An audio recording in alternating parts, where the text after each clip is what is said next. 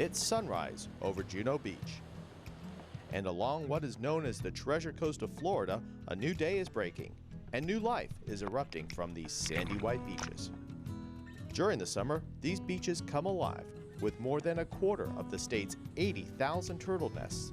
Those who travel thousands of miles to lay eggs on the low-lying sand dunes along the 1,300 miles of Florida coastline. All along the east coast of Florida, you see protected turtle nests like this. But what you don't see are the ones that are unmarked along the beaches here on the Atlantic, like what we encountered at Juneau Beach. Juneau Beach is recognized as one of the most active nesting beaches in the world, and this was like a scene from a nature movie. The sands around our feet erupting with baby turtles emerging in mere seconds and making a dash to the ocean. In a few short minutes, more than a dozen of these tiny creatures have hatched and traversed along a 30-foot treacherous track to the ocean, and after several tries, they are whisked away in the waves of the Atlantic Ocean and into Florida's Gulf Stream. There he goes. The Treasure Coast poses a challenge for turtles. There are miles of jagged, rocky coastline which have claimed more than a dozen Spanish galleons over the centuries. Thus the name Treasure Coast, as salvagers still find gold from those shipwrecks.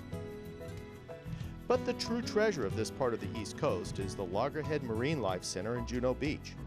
Over 30 years ago, longtime Juneau Beach resident Eleanor Fletcher created the Loggerhead Marine Life Center, which now hosts thousands of school children each year through field trips, outreach programs, summer camps, and other educational experiences.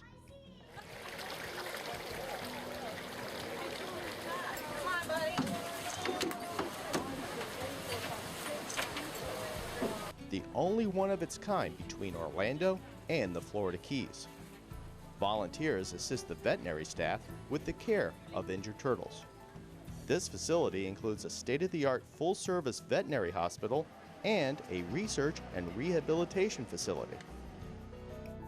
Now there is also a Florida sea turtle rehab facility here in Pinellas County, and it's world famous. The Clearwater Marine Aquarium is home to stars of Dolphin Tale 1 and 2, Winter and Hope. But their service to injured Florida sea turtles is amazing. Let's check it out. Well, I'm the supervisor of the sea turtle and aquatic biology programs here at the aquarium, but a big part of my job is to manage the sea turtle nesting season.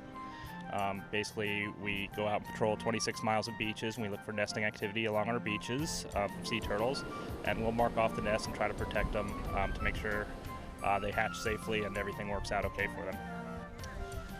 Well, we have many ambassador animals here, many sea turtles that were rehabbed here, but we're not capable of being released back into the wild.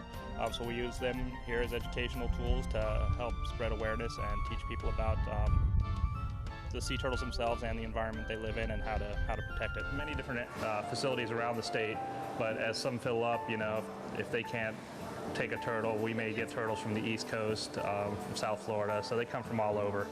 And when it is time to release them, we try to bring them back to the area they came from, just so we can return them to some familiar foraging grounds. And Mike tells us that Yoda, Ricky Bobby, and Han Solo, also known as Charger, are scheduled to be released very soon. Dave has that part of the story. Thanks, Laura. As you mentioned, one of the main goals for the Clearwater Aquarium is to return those amazing creatures back to their natural environment. And that's exactly what's happening here today at Honeymoon Island State Park. Kelly, why don't you stay with Gail? All of these turtles were brought to CMA with different ailments. We rehabilitated them with our amazing staff, interns and volunteers, and a lot of sponsorship from Duke Energy, and that helps us get these animals to what our ultimate goal is, to release them back into the wild. I mean, this has been my passion since I was very small, rehabbing squirrels and small animals just in my neighborhood. So this really hits home. This is what I think I was put on this earth to do. And just getting to see the work we all put into rehabbing these turtles and getting to the release, I mean, words can't describe it. So I actually was the one who responded to him and picked him up initially, so he's been a special case for me. He was this tiny, tiny thing, and whenever you have a turtle come in, you're just not sure what you're going to have to work with. So it's been very pleasing to see him growing and growing up and becoming a lot more active. So it's been really fun for me. It's always sad to send them out, but we always know it's a better environment out there for them. So. There's a lot of emotion behind it.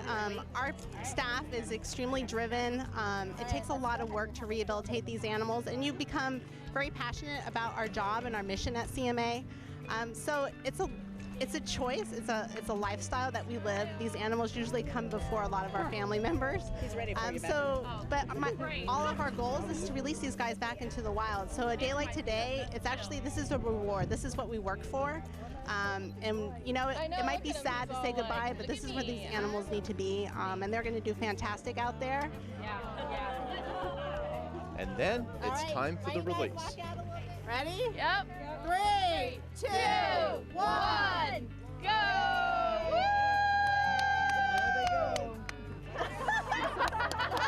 They're like, wait! That is awesome. It's evident that this dedicated team of professionals have a passion for what they do, and I asked them what they would tell some of our students who have a desire to pursue this career field. So if you have a passion, or if you even think you have an inkling of something you might want to do, pursue that, because you don't want to get stuck with that, dead-end job or that place where you go clock in and leave. You want to, in my opinion, you want a job that isn't a job.